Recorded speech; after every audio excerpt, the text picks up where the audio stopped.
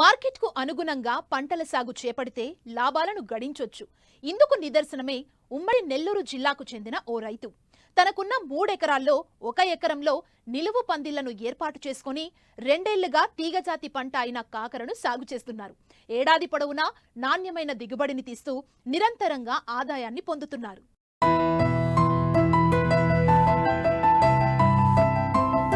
కాకర అనగానే అందరికీ చేదు గుర్తుకొస్తుంది. కానీ పందిరి జాతి కూరగాయల్లో కాకరకు విశిష్టమైన స్థానం ఉంది.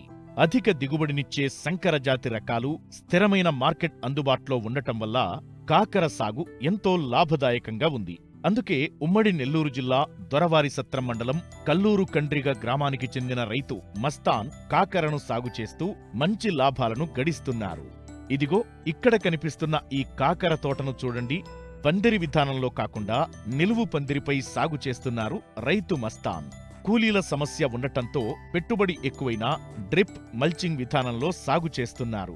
సాగునీటితో పాటు సూక్ష్మ పోషకాలను డ్రిప్ ద్వారా అందించడంతో మొక్కలు ఆరోగ్యంగా పెరిగి నాణ్యమైన అధిక దిగుబడి వస్తోంది. నిలువు పందిరి విధానంలో సాగు చేయడం వల్ల పంట కోత కూడా సులభంగా ఉంది. వచ్చిన దిగుబడిని తమిళనాడు, బెంగళూరు, హైదరాబాద్ నగరాలకు తరలిస్తూ మంచి లాభాలను ఆర్జిస్తున్నారు. వేరుశనగ, మిరప అంతా పెట్టి కొద్దిగా అడ్డుగా ఉండింది.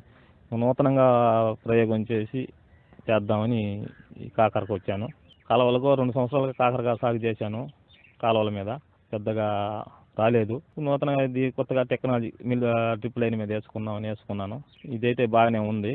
ఫలితాలు అయితే దీంట్లో అయితే బాగానే ఆదాయం వస్తుంది. యూట్యూబ్లో చూసుకుంటా ఇది ఇటు చేస్తాం ఇటు చేస్తే లాస్ అవుతుంది కదా, ఇటు చేస్తే ఇంకేదన్నా ఇంప్రూవ్మెంట్ అవుతుంది చూసి చేద్దామని పందిళ్ళు, ఈ మల్చింగ్ సీటు, డ్రిప్ లైన్ వేసుకుని చేస్తున్నాను. అయితే వస్తాయి, పురుగు వస్తుంది, ఫంగసైడ్ వస్తుంది, ముడత వస్తుంది. పురుగుకి ఏదైనా ప్లిదోరా, బెంజైట్ అయ్యేది వాడుకుంటాం. ముడతకి రీజెంట్ అలాంటివి వాడుకుంటాం. ఫంగసైడ్కి అదంటే రెడీమేడ్ గోల్డ్, ఇండెక్స్, సెల్తిమో, నెసోడియం. ఫంగసైడ్కి అయితే ఈ క్రాప్ అయితే ఫంగసైడ్కి ఎక్కువ వాడుకోవాల్సి వస్తుంది. అవి వాడుకుంటూ ఉంటాం. గ్రోత్కి ఏదన్నా బెంజైట్, 1919 ఇలాంటివి వాడుకుంటూ వస్తూ ఉంటాము.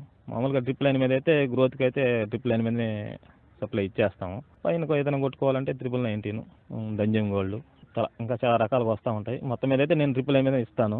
బోరాన్ కానీ ఇలాంటివన్నీ గ్రోత్కి అయితే. పైన పెద్దగా కొట్టే అవకాశం అయితే తీసుకోను.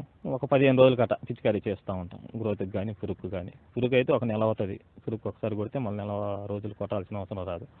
ఫంగసైడ్కి అయితే 10 రోజులకు ఒకసారి ఫంగసైడ్కి అయితే కొట్టాల్సి వస్తుంది. దిగుబడి అయితే ఈ డ్రిప్ లైన్ మీద అయితే దిగుబడి బాగానే ఉంది. 80 బస్తాల దాకా దిగుబడి వస్తుంది. ఎక్కడ అంటే ప్రస్తుతం కోయంబేడు, బెంగళూరు, హైదరాబాద్ అయితే మొన్న టచ్ చేసాము. బెంగళూరు అయితే ఇంతకుముందు పంపిస్తానే ఉన్నాను. కోయంబేడు, బెంగళూరు అయితే 2 సంవత్సరాలు పంపించాము. కొత్తగా అయితే ఇప్పుడు హైదరాబాద్ పంపిస్తున్నాం. 40 రూపాయలు హైదరాబాద్ వేశాడు. బెంగళూరు అయితే ఇక్కడే రేట్ ఫిక్స్ చేసుకొని ఇక్కడే మనకు అమౌంట్ కట్టేసి కాటా పెట్టుకొని ఎత్తుకొని వెళ్తాడు. ఎకరాకి ఖచ్చితంగా అయితే 1 లక్ష రూపాయలు ఖర్చు అవుతుంది. 1 లక్ష రూపాయలు మనం తీయాలంటే ఒక 4 కటింగ్లు, 3 కటింగ్ రేటు బాగుంటే 3 కటింగ్లకంతా మనం పెట్టిన పెట్టుబడి మనకు ఖచ్చితంగా అయితే వచ్చేస్తుంది. ఒక 30 రూపాయల రేంజ్లో కానీ అమ్మితే 20-25 అమ్మితే 4వ కటింగ్కి కంప్లీట్గా మనకు పెట్టిన పెట్టుబడి వస్తుంది. తర్వాత మనం చేసుకోదాన్ని బట్టి 10 కటింగ్ల దాకా చేసుకోవచ్చు. అది మన వ్యవసాయం మనం చేసేదాన్ని బట్టి ఉంటుంది. మ్యాక్సిమం ఒక ఎకరాకి 1 లక్ష రూపాయల పైన అయితే వస్తుంది. సింపుల్గా అయితే మన వ్యవసాయం మనం చేసేదాన్ని బట్టి అయితే ఉంటుంది. ఈ డ్రిప్ లైన్ మీద, పందిళ్ళ మీద అయితే బాగుంది. 2 సంవత్సరాలుగా అటు ఇటుగా కష్టపడతానే వచ్చినాము. పెద్దగా పెట్టుబడి వచ్చింది కానీ ఆదాయం అయితే రాలేదు. ఈ సంవత్సరం అయితే కొద్దిగా బాగానే వచ్చింది.